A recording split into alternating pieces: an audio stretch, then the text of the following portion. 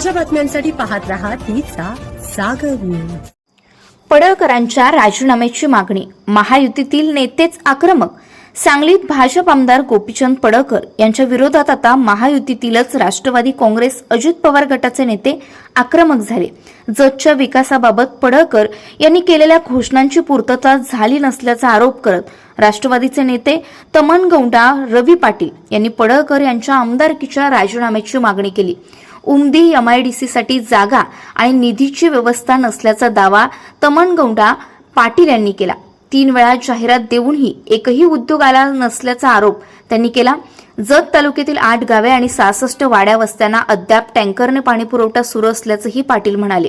बांबू लागवड, जलजीवन mission, MIDC आणि जतला देवभूमी करण्याच्या घोषणांमुळे रस्ते, पाणी, आरोग्य आणि शेतीच्या प्रश्नांमध्ये नेमका काय बदल झाला हे पडळकरांनी स्पष्ट करावं अशी मागणी त्यांनी केली। माडग्याळमध्ये जिल्हा परिषद निधीतून झालेल्या कामाचे आमदार पडळकरांनी घाईघाईने उद्घाटन केल्याचा आरोपही पाटील यांनी केला।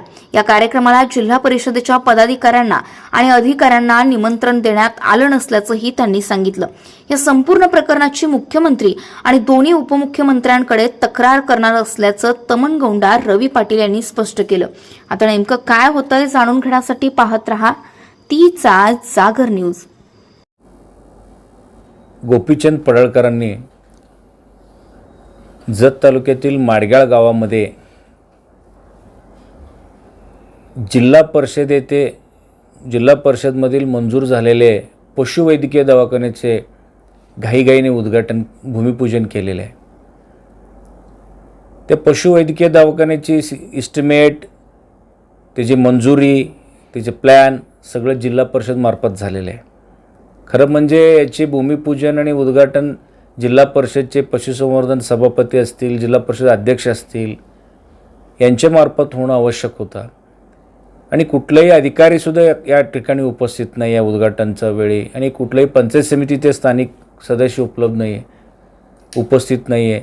गोपीचंद पडळकरांनी स्वतःचे आमदार फंड असेल, स्वतःचे बजेटमधलं कामं असेल तर त्यांनी भूमिपूजन करायला काही हरकत नाही।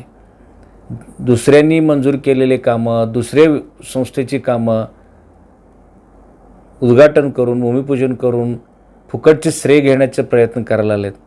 माझं एक ओपन चॅलेंज आहे गोपीचंद पडळकरांना, तुम्ही आमदार होऊन 2 वर्ष झालेले आहे। 10,000 जतमधलं बेरोजगारांना तुम्ही रोजगार उपलब्ध करून देणार होता।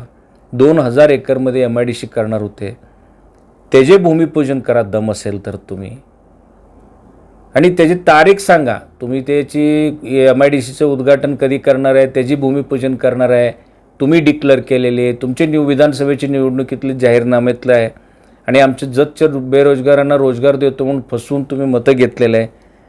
तुमच्यात दम असेल तर त्याचे उद्घाटन करा ना।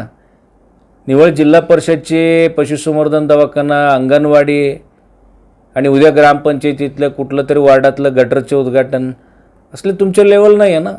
तुम्ही भाषण सुरू केलं की 500-1000 कोटीचं पुढचं बोलताय आणि कुणाची मागणी नाही ते देवभूमीची दर्जा दिल्यानंतर जतमध्ये काय रस्त्याची दर्जोन्नती होणार आहे, काय एमआयडीसी मंजूर होणार आहे, काय एमआयडीसीतनं लोकांना रोजगार मिळणार आहे, काय बांबू लागवडीचं तुम्ही 500 कोटीची योजना आणणार आहे ते मिळणार आहे।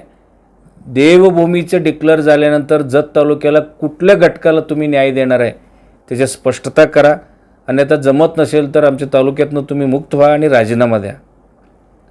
आणि तुम्ही जर दुसरे जिल्हा परिषदचे कामामध्ये हस्तक्षेप सुरू केलेले आहे, असं उद्योग करायचं ॲक्च्युली तुमचा विषय नाही आणि या विषयावरती आम्ही राज्याचे मुख्यमंत्री आणि दोन्ही उपमुख्यमंत्र्यांना लेखी स्वरूपात तुमच्या विरोधात आम्ही तक्रार करणार आहे। जिल्हा परिषदचे कामामध्ये तुम्ही हस्तक्षेप करता, उद्या ग्रामपंचायतीच्या कामामध्ये तुम्ही हस्तक्षेप करणार, तालुक्याची जनतेने तुमच्याकडून मोठी अपेक्षा ठेवून तुम्ही खोटे नाटं आश्वासन दिलेले, त्याच्यात काहीतरी पूर्तता होईल म्हणून तुम्हाला निवडून दिलेलं आहे।